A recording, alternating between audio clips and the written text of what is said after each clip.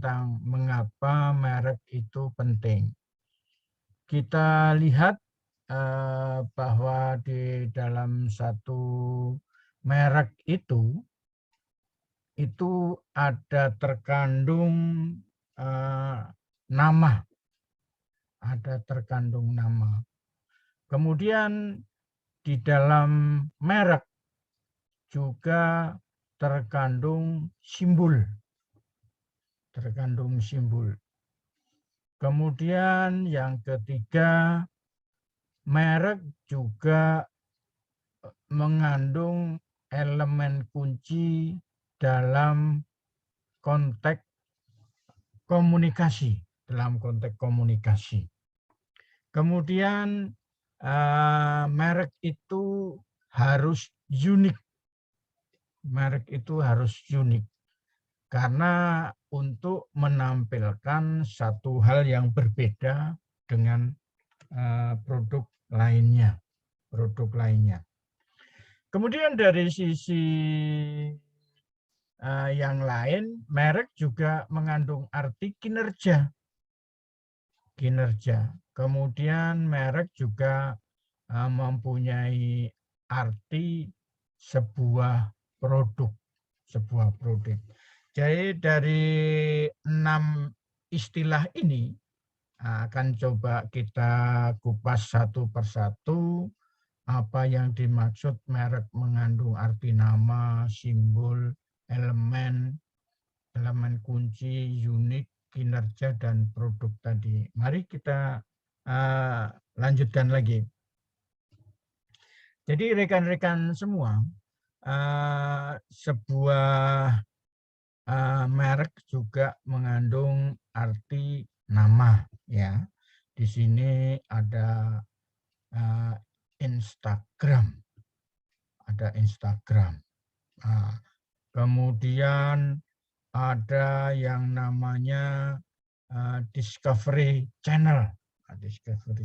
Jadi kalau kita mempunyai ini ya, channel langganan, seperti sekarang ini kayak ada IndiHome segala macam itu untuk channel internet. Nah, itu ada mereknya, yaitu ada namanya. Kemudian di sini ada Google.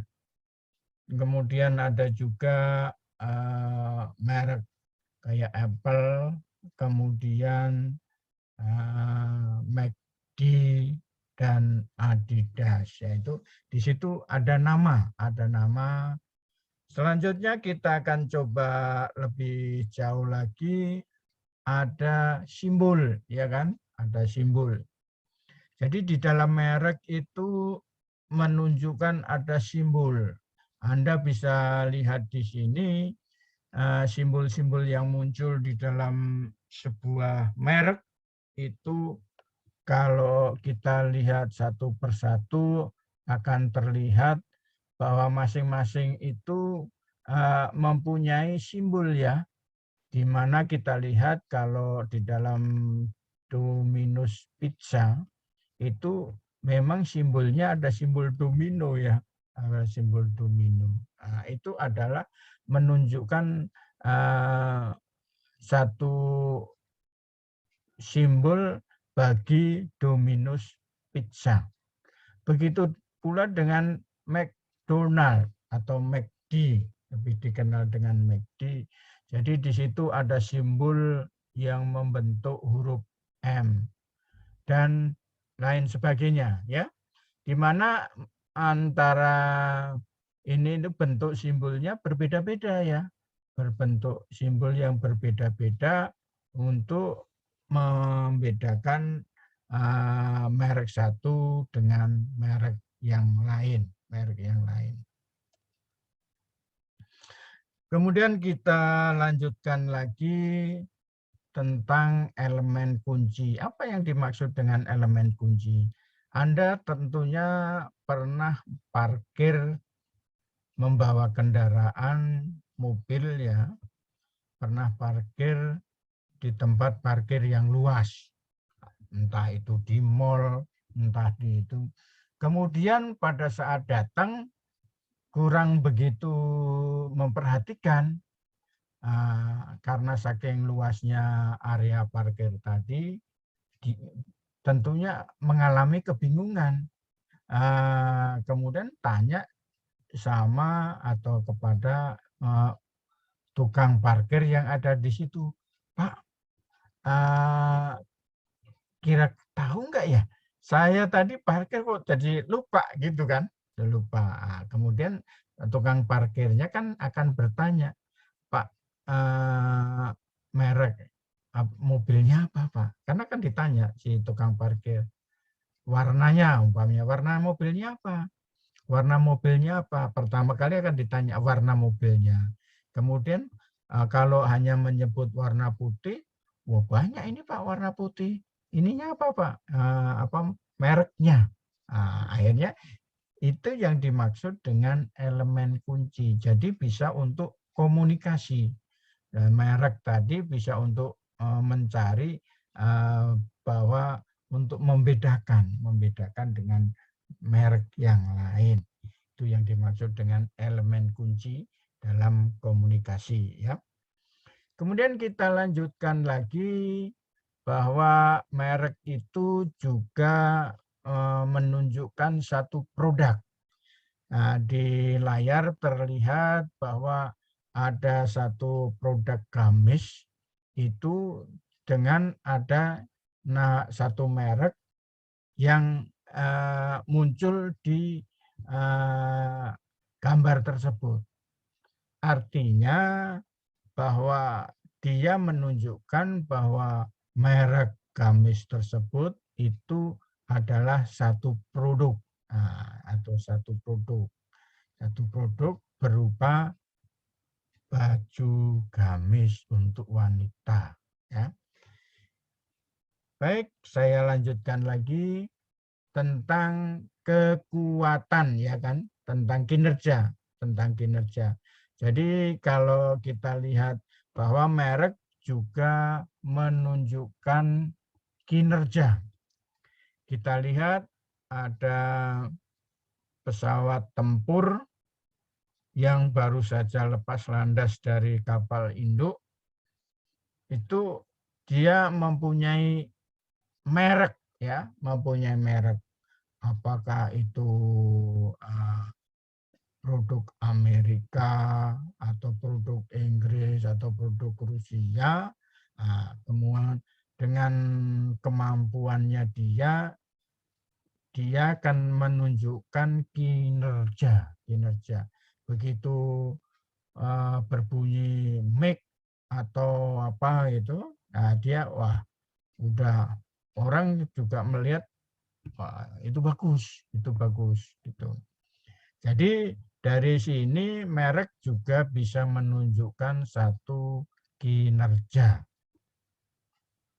Kemudian kita lanjutkan lagi bahwa merek itu unik sifatnya. Unik itu tidak sama dengan merek satu dengan yang lain. Mari kita lihat merek-merek yang ada di layar itu satu dengan yang lainnya tidak sama.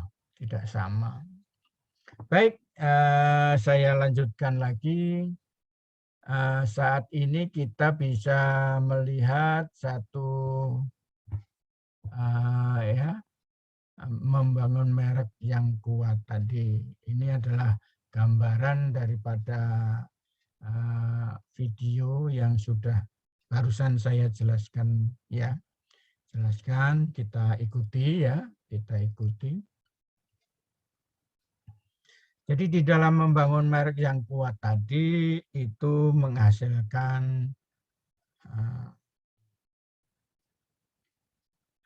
jadi pada intinya di dalam merek atau brand tadi terdiri dari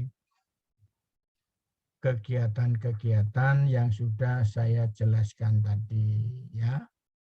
Oke.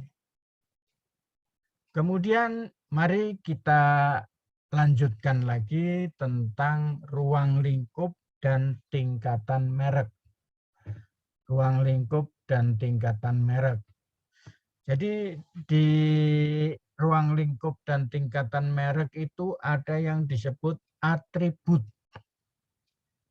manfaat, nilai, budaya, pengguna, dan kepribadian. Ya, kepribadian. Jadi ada 6 hal ruang lingkup dan tingkatan merek. Ini akan kita diskusikan bareng untuk agar Anda tahu apa maksud daripada pengertian-pengertian tersebut. Kita lihat satu persatu bahwa yang namanya atribut itu adalah satu kondisi yang mengandung arti kualitas. Kemudian ada fitur, kemudian ada merek, dan ada desain. Ada desain, ya. Jadi kita lihat di sini satu persatu tentang maksud daripada kualitas, fitur, merek, dan desain tadi. Baik, kita lanjutkan. Mari kita lihat kualitas produk, ya, kualitas produk. Ini adalah sebuah tampilan sebuah sepeda motor yang model-model saat ini, ya, model-model saat ini. Kalau kita melihat sepintas, maka sepeda motor ini mempunyai kualitas produk. Mempunyai kualitas produk. Tentunya sebelum terjun dijual secara komersil, dilakukan satu proses proses percobaan, ya, test drive, entah berapa ribu kilometer, kemudian dilakukan tabrakan atau gimana supaya penumpang yang mengendarai kendaraan ini berikutnya akan terlindung daripada kecelakaan, ya, yang tidak diinginkan. Itu maksudnya daripada kualitas produk. Jadi di sini ada terkait dengan mutu, ya. Mutu material maupun mutu mesin maupun mutu kecepatan. Di situ menjadi satu tolok ukur kualitas produk, ya, kualitas produk. Jadi artinya kualitas produk tadi terlihat daripada sisi hardware maupun softwarenya, ya kan. Hardwarenya adalah bentuk fisik daripada kendaraan motor tadi, sementara softwarenya itu adalah bahwa di dalam motor tadi sudah ada pengaturan software untuk mengatur penunjukan bahan bakar, kecepatan, segala macam. Itu adalah dari sisi softwarenya. Kita lanjutkan lagi. Kemudian di sini adalah tentang fitur, ya, fitur produk. Saya coba tampilkan di sini, ya, bahwa interior, saya perlihatkan interior satu kendaraan di mana kendaraan ini menjadi kendaraan yang cukup memenuhi syarat dari sisi fitur-fiturnya, ya, dari sisi fiturnya, sehingga di sini akan menjadi satu daya tarik bagi pembeli, ya, bagi pembeli itu untuk menikmati atau untuk membeli kendaraan tersebut ya, kendaraan tersebut. Oke, baik, kita lanjutkan lagi ya. Kemudian kita masuk ke berikutnya desain produk. Desain produk ya. Kita masuk ke desain produk. Di sini bahwa saat ini orang dapat membuat desain produk, yaitu bisa mobil, motor, segala macamnya, itu asal di komputer bisa dibuat, maka semuanya bisa dicetak. Semuanya bisa dicetak. Di Indonesia sudah ada pabrik-pabrik yang bisa membuat software desain ini untuk menjadi barang fisik, bentuk fisik gitu ya. Di Indonesia sudah ada ya. Di Indonesia sudah ada gitu. Jadi saat ini sangat mudah orang dalam membentuk satu desain karena ada software ya, software yang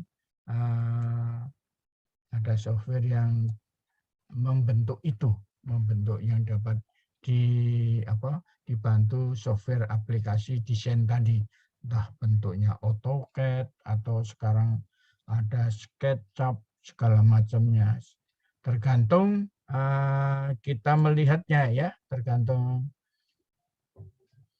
Baik, kita lanjutkan lagi. Kita melihat saat ini adalah yang berikutnya tentang merek produk. Nah, tentang merek produk. Jadi di dalam satu atribut suatu merek itu disebutnya merek sendiri. Jadi di dalam satu merek tadi itu menjadi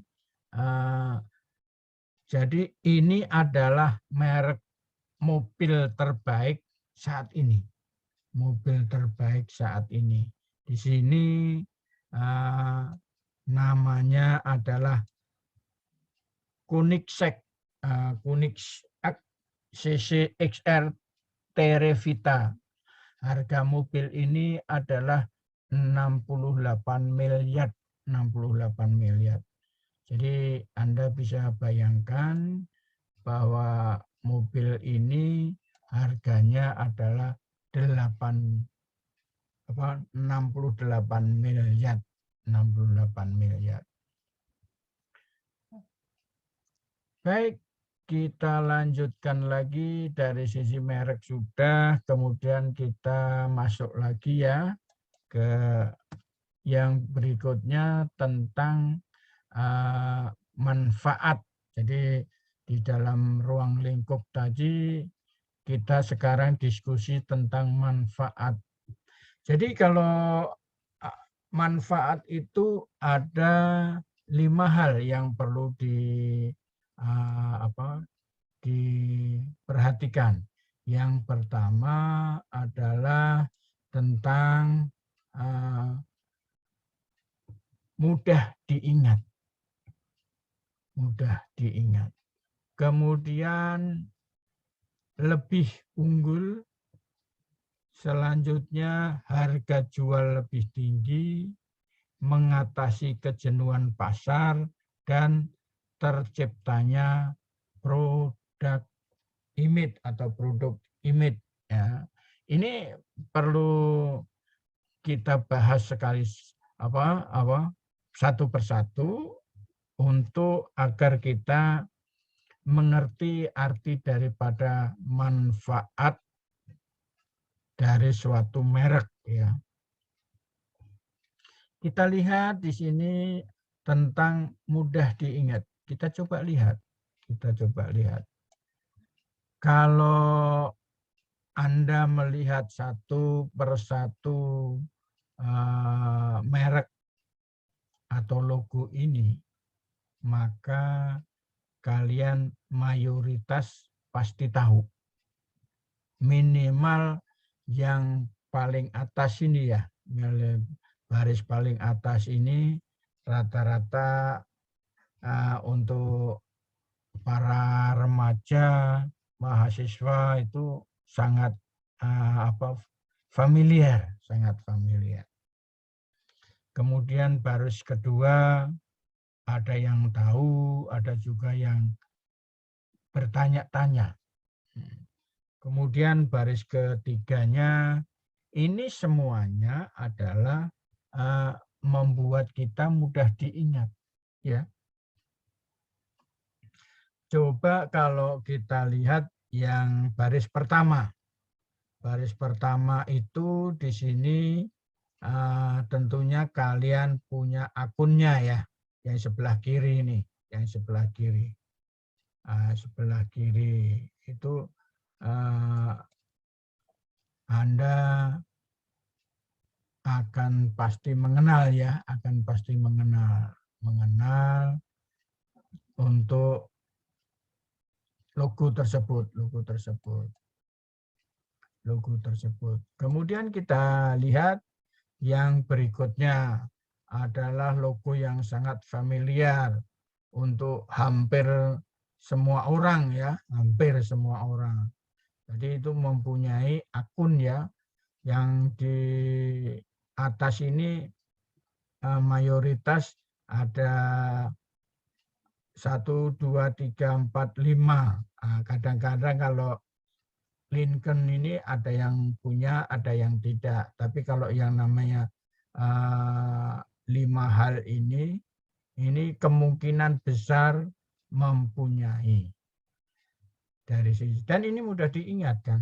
Nah, mudah diingat. Kemudian ada istilah yang namanya lebih unggul. Coba kalau kita lihat, ini saya buat semalam ya, bukan maksud saya untuk membuat kalian lapar. Ini adalah gambar ayam goreng. Ayam goreng. Jadi walaupun kalian puasa, mohon dimaafkan ya. Karena kebetulan ini saya yang buatnya tadi malam nih. Jadi apa yang menyebabkan merek ayam goreng tertentu itu lebih unggul? Nah, jadi perlu dipikirkan. Ayam goreng yang dijual di pasaran atau yang di toko-toko itu kan ada mereknya ya. Tapi ada yang bisa mengatakan, oh kalau ayam goreng ini rasanya lebih renyah, yang ini lebih gurih. Masing-masing tentunya sesuai dengan selera, ya kan? Selera, terus bagaimana cara menggorengnya, tepungnya menggunakan tepung apa gitu, itu juga berpengaruh ya, berpengaruh. Sehingga mereka punya resep ya, resep leluhur. Nah, kalau orang Indonesia bilangnya resep leluhur. Jadi bagaimana cara ini itu adalah rahasia perusahaan. Tetapi ini kalau kita membuat satu merek, ada kaitannya dengan cita rasa. Cita rasa. Oke, kita lanjutkan lagi tentang harga jual. Dalam bentuk rumah, bentuknya sama, luasnya sama, materialnya sama, tetapi tata kelola sama promosinya sama mereknya berbeda, maka harga jualnya bisa berbeda. Kalau yang jual rumah itu adalah perusahaan properti yang terkenal, maka harganya bisa lebih tinggi daripada agen properti yang tidak terkenal, Nah, itu akan berbeda dari sisi harga jual. Jadi yang menentukan juga apa itu merek itu juga bisa menentukan harga jual berbeda. Contohnya kalau kita lihat gini, kita mau membeli minuman kaleng. Saya tidak menyebutkan merek ya, tapi mereknya sama nih. Minuman kaleng yang dijual warung samping rumah kita. Kebetulan ada warung dan dia menjual minuman kaleng yang dia mempunyai kulkas kecil gitu. Kita beli minuman kaleng itu satu. Nah, anggap saja harganya 10.000. 10.000, ya kan? 10.000. Kemudian kita coba ke ini apa? Minimarket. Di situ ada minuman kaleng yang sama mereknya. Begitu kita beli, harganya sudah beda. Kalau yang tadi 10.000, sini sudah menjadi 12 atau 13.000 harganya. Nah, jadi di warung itu 10, di minimarket 13, kemudian kita membeli di hotel bintang 5.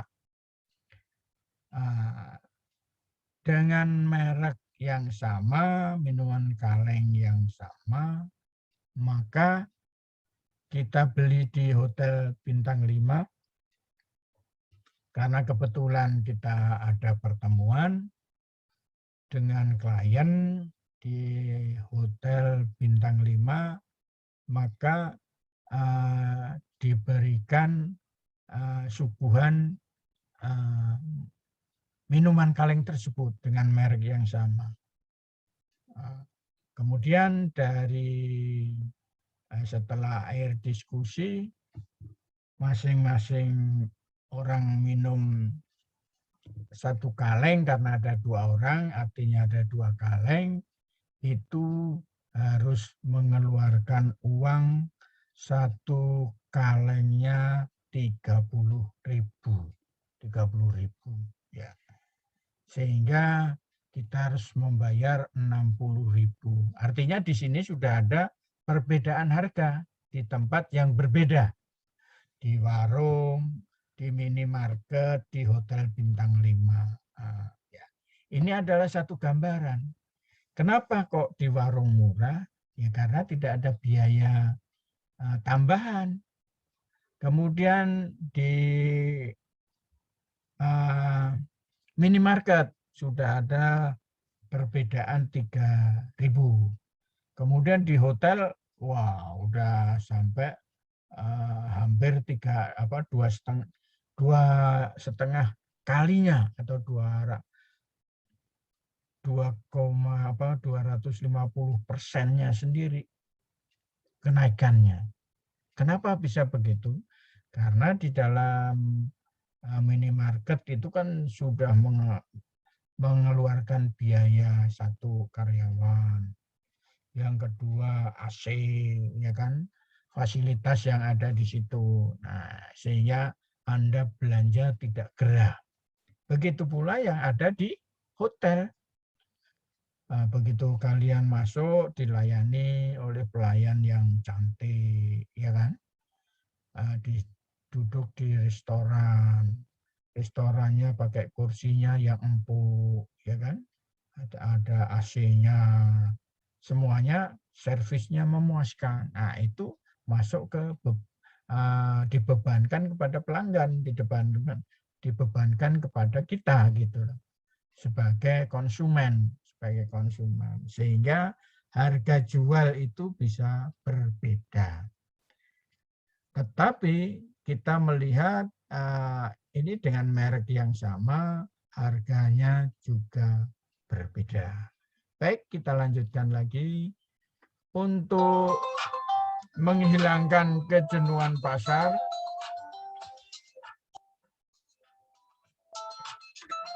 memang beda.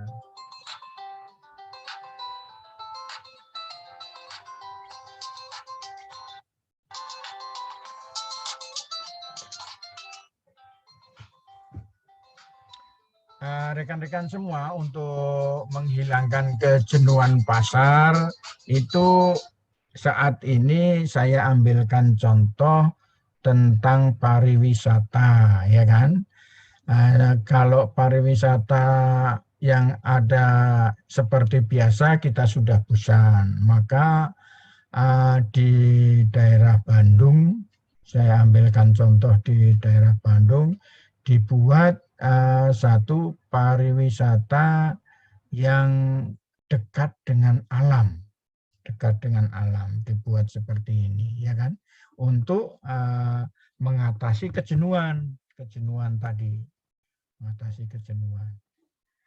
Baik, kita lanjutkan lagi. Bagaimana kita menampilkan produk image. Rekan-rekan semuanya, kita lihat dari, saya ambilkan contoh di sini botol. Kalau kita melihat botol seperti ini, maka orang akan berpikir bahwa ini adalah botol produk A. Ya. Jadi di kemasan atau bentuk botol tadi sudah mencerminkan satu produk, ya kan? Satu produk image gitu. Jadi kita harus mempunyai kemasan tersendiri. Sehingga orang begitu melihat secara jauh, dari jauh sudah bisa melihat dengan hanya melihat bentuk botolnya tadi, yaitu sudah dalam bentuk produk image. Jadi bentuk daripada bungkus produk tadi, orang sudah bisa melihat, wah itu si produk A itu.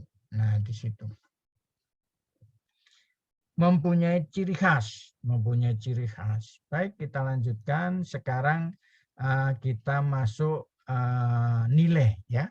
Kita masuk nilai. Di dalam nilai ini kita belajar dari rantai nilai, ya. Rantai nilai tadi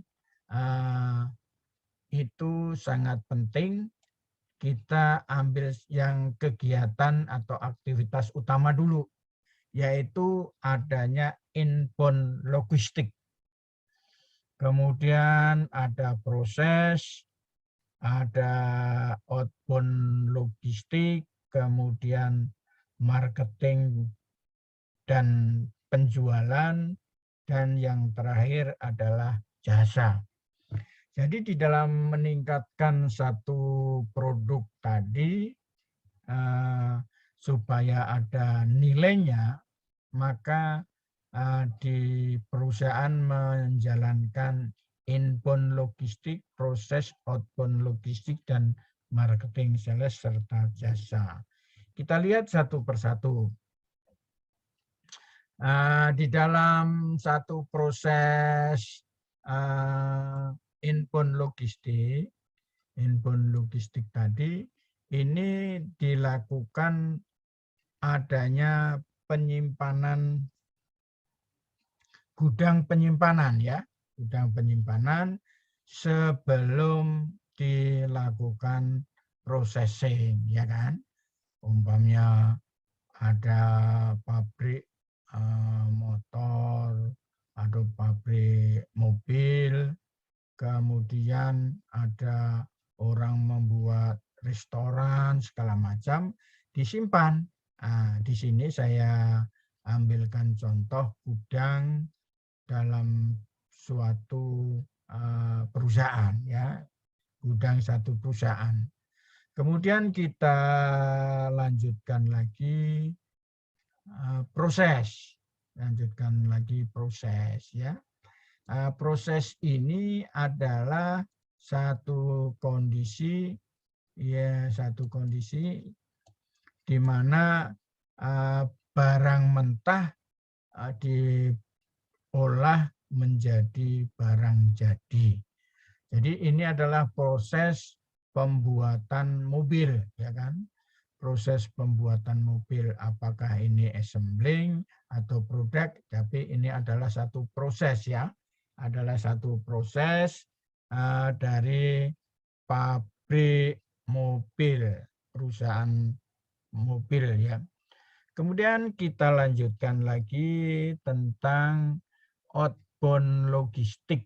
Nah, outbound logistik di sini adalah proses menikmati produk tadi. Nah, kalau di sini produknya adalah kopi, kopi panas, manis sedikit.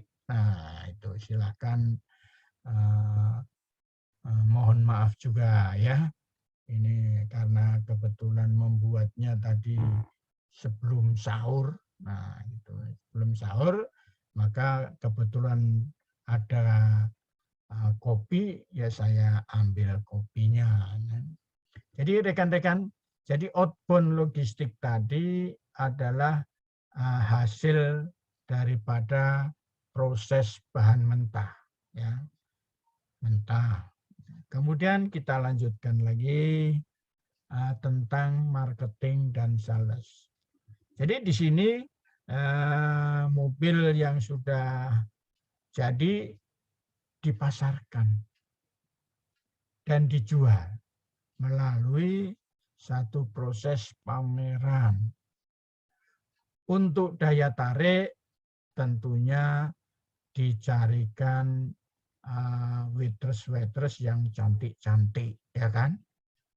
Kita lihat di sini ada kendaraan, mobil yang dipamerkan.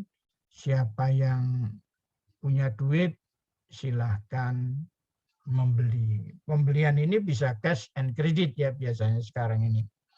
Kadang-kadang ada lucu, ya. Ada orang mau membeli cash, ininya nggak ada stoknya. Tapi begitu membeli kredit, stoknya ada. Nah, itu kira-kira kenapa, ya? Nah, di situ. Kalau membeli kredit stoknya ada, kalau membeli cash harus nunggu 6 bulan. Harus waiting list. Gitu. Rekan-rekan, kita lanjutkan lagi. Ini terakhir daripada nilai, yaitu servis. Jadi perlu diingat kalau kita membeli kendaraan, jangan asal beli, apalagi kendaraan itu yang harganya mahal, ya. Kita sanggup membelinya, tapi begitu rusak, nggak ada bengkelnya, nggak ada spare part-nya, jadi juga percuma, gitu kan? Juga percuma. Jadi belilah kendaraan yang spare part-nya mudah, kemudian servisnya juga, after servisnya juga ada. Itu perlu menjadi gambaran atau pilihan untuk rekan-rekan yang mau membeli kendaraan, baik itu motor maupun mobil, ya. Kemudian kita akan coba melanjutkan tentang nilai, tapi dari kegiatan pendukung. Kegiatan pendukungnya berupa infrastruktur perusahaan, kemudian manajemen sumber daya manusianya, kemudian teknologi dan pengadaan. Saya akan coba menjelaskan satu persatu kondisi ini. Mari kita lihat. Kalau satu perusahaan mobil, maka infrastruktur perusahaannya itu adalah toko, tempat untuk memajang kendaraan. Nah, itu ada lokasi untuk memajang kendaraan. Sehingga orang datang di situ tidak kepanasan dan dilayani oleh waitress atau sales yang melayani dengan servis sangat memuaskan dan sopan santunnya dijaga. Nah, itu dalam infrastruktur perusahaan. Kemudian kita lihat manajemen sumber daya manusia. Jadi untuk kita di dalam satu proses perusahaan juga harus menyiapkan human resources yang handal dan perlu dididik. Jadi SDM tadi disiapkan untuk apa? Harus disesuaikan. Contohnya untuk teknisi, jadi teknisi untuk di perusahaan mobil. Kemudian sebagai waitress atau sebagai atau penerima tamu, sebagai back office segala macam. Nah, itu perlu dilakukan satu kegiatan human resources. Yang pertama adalah rekrutmen. Kemudian mempunyai keahlian. Setelah rekrutmen keahlian yang ada, dia juga perlu di-training dengan aturan-aturan atau bagaimana melayani pelanggan sesuai dengan budaya perusahaan yang ada di tempat kerja yang baru tersebut. Selanjutnya ada juga pengembangannya. Jadi setelah kegiatan ini, kalau karyawan perlu dikembangkan untuk apa? Jadi ada peningkatan karir ya. Terus di situ goalnya apa? Yaitu untuk dalam rangka proses peluncuran mobil baru. Nah, itu sudah harus disiapkan ya. Baik, saya lanjutkan lagi peranan teknologi, ya kan? Teknologi, kalau ini saya ambilkan contoh teknologi car wash, cuci mobil. Cuci mobil sekarang orang sudah tidak perlu gosok-gosok lagi, tinggal mobil masuk, ada sopir di dalamnya, atau sopirnya keluar juga tidak masalah, semuanya bisa dijalankan sendiri, ya kan? Nah, tergantung posisinya seperti apa. Nah, ini dibantu oleh teknologi. Kita lanjutkan. Terus pengadaan. Nah, di dalam pengadaan ini pihak perusahaan harus selalu menjaga hubungan dengan supplier ya. Supplier. Supaya pada saat dibutuhkan kita tahu dan supplier siap untuk menyediakan material yang dibutuhkan. Kemudian yang berikutnya adalah tentang budaya, ya, tentang budaya. Tentang budaya tadi itu kita lihat bahwa terdiri dari bagaimana menentukan nilai perusahaan. Jadi nilai perusahaan tadi sudah ditentukan seperti yang dijelaskan. Kemudian meletakkan sumber daya manusia sesuai fungsinya. Kemudian sikap positif. Kemudian menjadi pendengar yang baik dan mampu bekerja tim. Ini saya coba jelaskan satu persatu juga biar Anda jelas. Kita melihat di sini bagaimana menentukan nilai perusahaan. Jadi contohnya ini adalah halaman parkir yang luas dari sebuah minimarket, dia memberdayakan UMKM ya, memberdayakan UMKM, dia menyediakan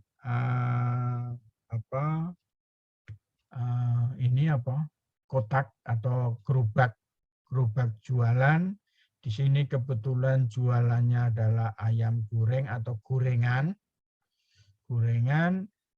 Biasanya nih, orang yang mampir ke minimarket tadi itu kadang-kadang suka menunggu suami atau sopirnya, mereka akan turun membeli gorengan ini sambil menunggu makan gorengan. Jadi ini bagaimana sebuah perusahaan menentukan nilai bagi UMKM. Saya lanjutkan. Jadi kalau kita lihat di sini SDM harus sesuai fungsinya. Coba kalau gambar yang ada di sini ini adalah yang mempunyai keahlian yang teknik yang sangat tinggi. Dia harus mempunyai pengetahuan listrik yang minimal harus tahu, dia harus tahu karena ini berisiko tinggi. Jangan ditaruh di sini tukang rias salon. Belum apa-apa udah kesetrum nanti. Jadi ada satu kejadian monyet naik. Lompat-lompat mungkin dari kampung di ini, akhirnya dia naik di ini jaringan listrik tadi. Begitu dia nggak sadar, tangannya megang kabel itu, langsung meninggal, kebakar, jatuh ya. Kemudian berikutnya kita sebagai teman atau sebagai pimpinan harus mempunyai sikap positif. Sikap positif ini ibarat kata entah dokternya atau teman kantornya membesuk atau ini mungkin istrinya ya membesuk keluarganya atau saudaranya atau istrinya di rumah sakit, harus mempunyai positif. Udah kamu nggak apa-apa, udah sembuh pasti. Nah itu adalah sikap positif. Justru jangan ditakut-takutin. Terus kamu dioperasi itu udah dekat dengan mati itu. Nah itu sikap negatif, sama akhirnya orang jadi tahu. Tapi begitu diberi kita dorongan moral positif, sehingga kita bisa melihat bahwa ada semangat untuk sembuh. Nah itu. Kemudian yang berikutnya, kalau ada teman sejawat baik di kampus atau di kantor sedang curhat, maka jadilah pendengar yang baik.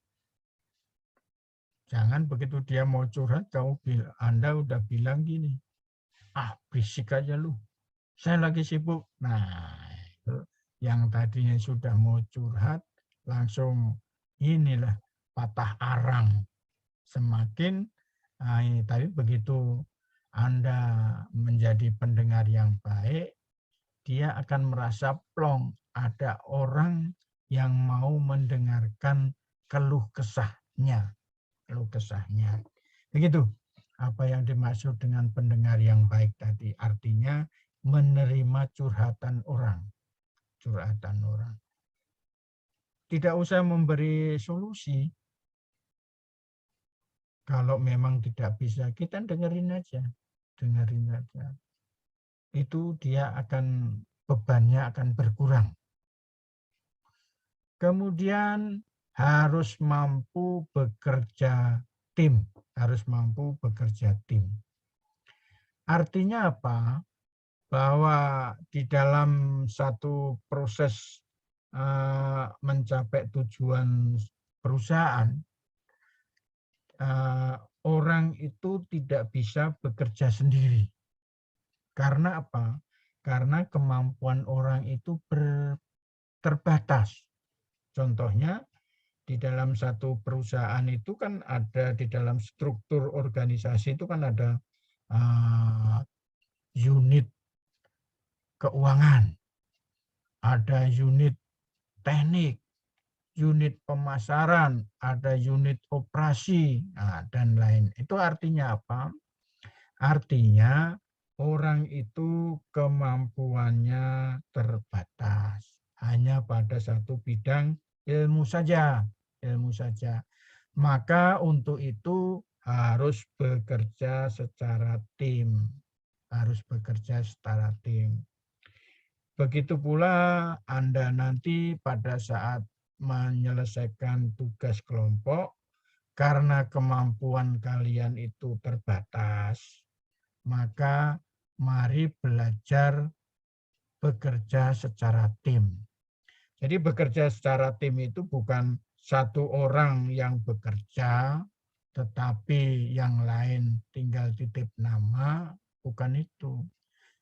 Dibagi, ada yang membuat abstrak, ada yang membuat pendahuluan, ada yang membuat analisa, ada yang membuat kesimpulan. Nah, itu namanya bekerja tim. Sehingga dalam waktu yang bersamaan itu akan selesai dan masing-masing mengetahui prosesnya. Sehingga hasilnya akan baik. Karena bekerja tim itu sama bekerja sendiri itu biasanya hasilnya lebih baik yang bekerja tim. Karena otak orang satu sama otak orang banyak itu pasti akan menghasilkan yang otak orang banyak. Ya, oke. Kita lanjutkan lagi tentang pelanggan. Ya, pelanggan. Jadi pelanggan itu bisa dikelompokkan menjadi B2C atau business to customer. Kemudian B2B atau business to business. Atau C2B atau customer to business. Kemudian C2C atau customer to customer. Nah, akan saya jelaskan satu persatu lagi, yaitu satu yang pertama, B2C. B2C.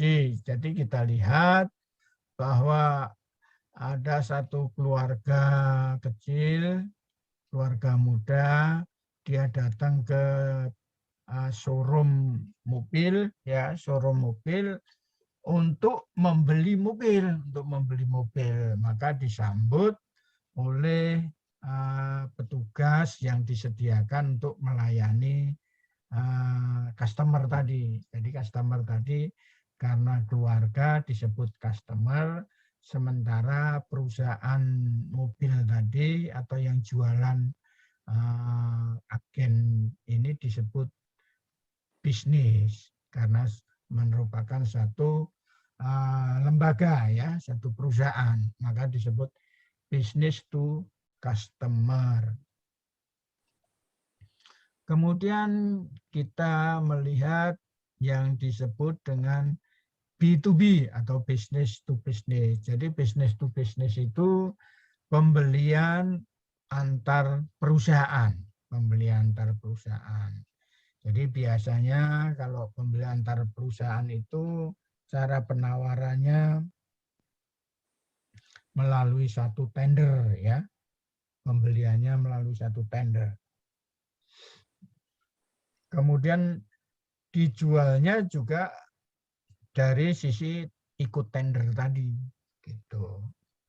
Jadi contohnya ada satu perusahaan ingin membeli mobil pemadam kebakaran. Maka perusahaan-perusahaan atau agen-agen mobil pemadam kebakaran tadi menawarkan barangnya dengan cara ikut tender. Ikut tender. Itu kalau B2B, business to business. Kemudian kita lihat dari sisi C2C, customer to business. Customer to business itu sekarang banyak. Contohnya kalian sebagai ahli membuat konten marketing, nah, ditawarkan secara online atau sudah ada kenalan untuk membuat konten marketing dari suatu perusahaan. Kemudian bagaimana membuat konten yang ditawarkan baik melalui sosial media maupun melalui daring yang lain, gitu. Jadi C2B ini berupa konten marketing dalam e-commerce. Baik, saya lanjutkan lagi tentang kepribadian. Kepribadian. Kepribadian ini ada 3 hal yang perlu diperhatikan. Yang pertama adalah keturunan. Jadi kalau kita melihat ada 3 hal, keturunan, lingkungan, dan situasi. Saya akan coba menjelaskan satu persatu ya, satu persatu tentang ini. Maka apa yang akan kita lihat bahwa contohnya begini. Kalau kita membeli barang dari terutama barang-barang elektronik dari Jepang, maka di dalam otak kita itu bahwa produk itu bagus, produk elektronik dari Jepang. Karena apa? Di dalam pengertian kita itu kalau di Jepang itu inovasi tiada henti. Kemudian standar produksi di Jepang itu tinggi. Kemudian dapat menjawab semua tantangan. Jadi kalau kita membeli sebuah AC, nah, ini kita secara bodoh aja, udah beli aja merek ini. Nah, itu karena ini buatan ini keluaran dari Jepang. Kemudian juga yang terakhir telah diakui dunia.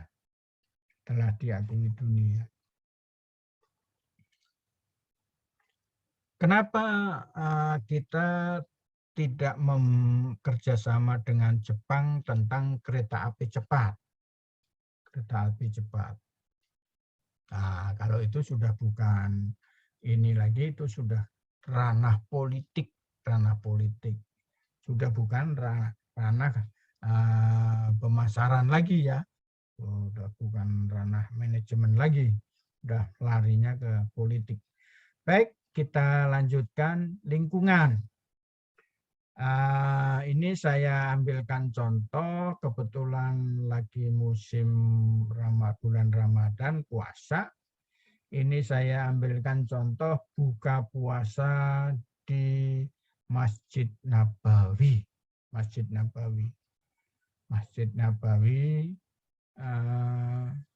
Saya sempat ikut buka puasa di sana itu setiap hari Senin sama Kamis juga ada puasa di sana, atau tiap hari juga ada puasa. Kebetulan kalau ini adalah total ya, total semuanya di seluruh dunia itu kalau bulan puasa ya seperti ini. Nah, ini digelarin plastik di atas sajadah, kemudian disiapkan makanan ya. Masing-masing di depan satu orang ini ada makanan yang sudah disiapkan. Saya sempat beberapa kali mengikuti buka puasa di baik itu di Mekah di depan Masjidil Haram maupun Masjidil Nabawi ini sudah saya rasakan gitu. Baik itu lingkungan, karena di sini akan berpengaruh, lingkungan yang lain juga akan berpengaruh ya. Contohnya begini, kalau di lingkungan itu mempengaruhi, contohnya seorang laki-laki yang menjadi desainer atau tukang salon, bekerja di salon gitu, pasti gerakannya itu jadi seperti perempuan, itu karena lingkungan,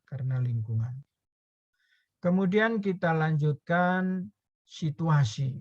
Nah, di sini saya tampilkan seorang wanita menggunakan masker.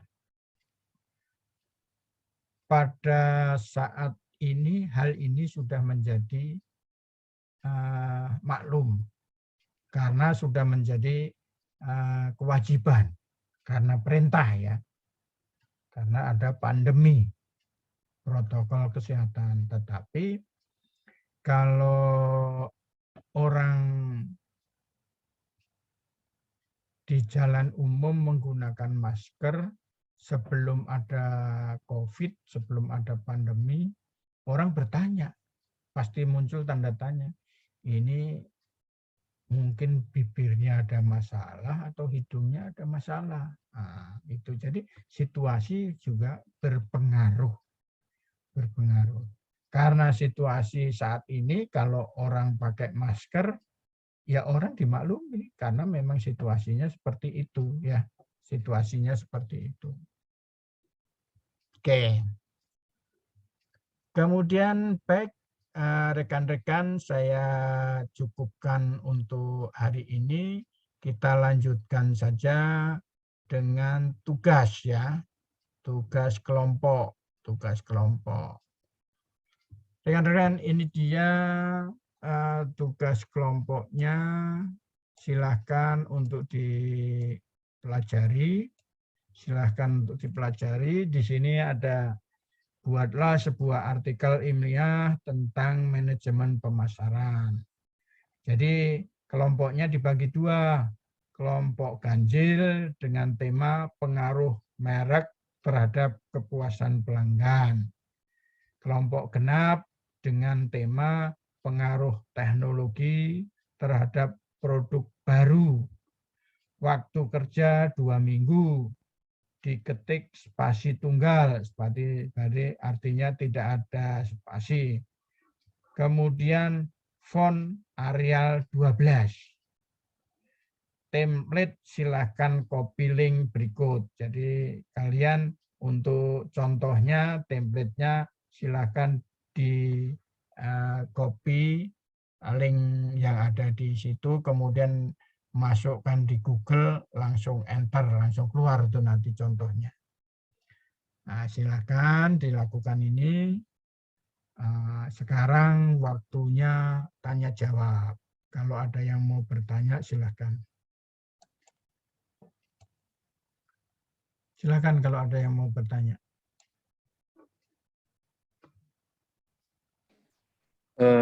Izin bertanya Pak. Silakan.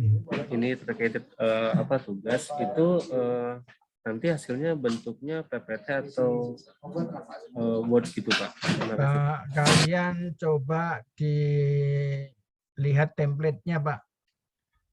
Miman silakan copy dulu template-nya. Seperti itu bentuknya nanti. Oh, yang nomor itu Pak? Yang paling bawah ini. Oh iya, baik Pak. Makasih banyak Pak. Jadi tugas kelompok ini soalnya dibaca semuanya baru ini ya. Oke, ada contohnya di template itu. Terus ada lagi, silakan.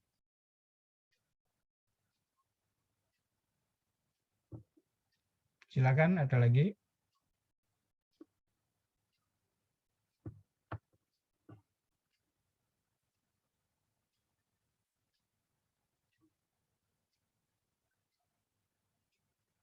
Sahra. Ada pertanyaan Sahra? Enggak, Pak, sejauh ini, Pak. Oke, Pelni. Pelni ada Pelni? Bapak, Ya, kalau untuk pengumpulannya 2 minggu. disiakat atau kirim ke email Bapak? Di email saya. Dikirim di email, ya kan? Di email, karena ini tidak termasuk di dalam e-learning. Ini tugas dari dosen, ya. Itu tolong ininya, videonya di ini ya, ditonton, kemudian di ini biar saya membuatnya tidak percuma gitu loh. Ditonton, kemudian yang di-download, yang kalau pas ini apa pas video ya silahkan di-download gitu. Kita kan jumlahnya kan banyak di sini, 60 orang, masuk yang lihat hanya seberapa itu gitu. Itu semuanya kayak ada subscribe, komen, itu nanti siapa yang subscribe dan siapa yang komen itu akan dapat nilai itu. Saya akan bongkar lagi untuk video 1 siapa yang subscribe, yang komen. Nah, itu dari komen tadi kan kelihatan siapa yang ini, ya itu nanti akan dapat tambah nilai. Jadi nanti tugas kelompok ini juga akan menambah nilai, tapi ada juga, loh Pak, saya kelompoknya sama Pak, tapi kok nilai saya lebih rendah. Oh, kalian juga enggak melakukan ini apa, nonton videonya atau apa, enggak komen atau enggak subscribe, ya itu akan berkurang nilainya. Gitu lah. Jadi video yang sudah saya buat itu untuk memudahkan ya, untuk memudahkan kalian dalam belajar, ya, dalam belajar. Tonton itu videonya. Oke, ada pertanyaan lagi? Silahkan. Jangan lupa itu video ditonton, di komen, di subscribe, ya itu. Itu nanti kan saya ulang lagi, saya lihat, oh ini mahasiswa yang melakukan subscribe, nonton itu kelihatan dari komennya, dari download segala macam itu kan terlihat ya. Nah, itu saya lihat semua, itu menjadi satu catatan saya. Siapa-siapa yang sudah komen itu tentunya akan dapat nilai ya, akan dapat nilai. Jadi kalian jangan ini malas gitu loh untuk menonton, apalagi membaca, ya kan, membaca. Silakan. Ada pertanyaan lagi, silakan.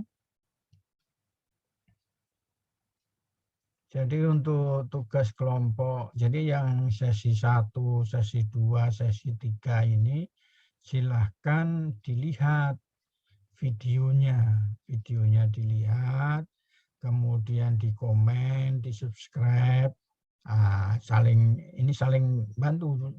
Kamu udah saya buatkan gitu, dicuekin ya. Dan nilaimu nanti ya saya cuekin juga gitu loh.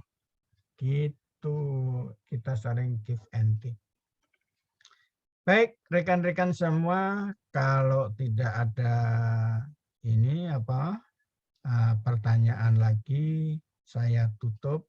Terima kasih. Wassalamualaikum warahmatullahi wabarakatuh. Waalaikumsalam warahmatullahi wabarakatuh. Terima kasih Pak. Yuk.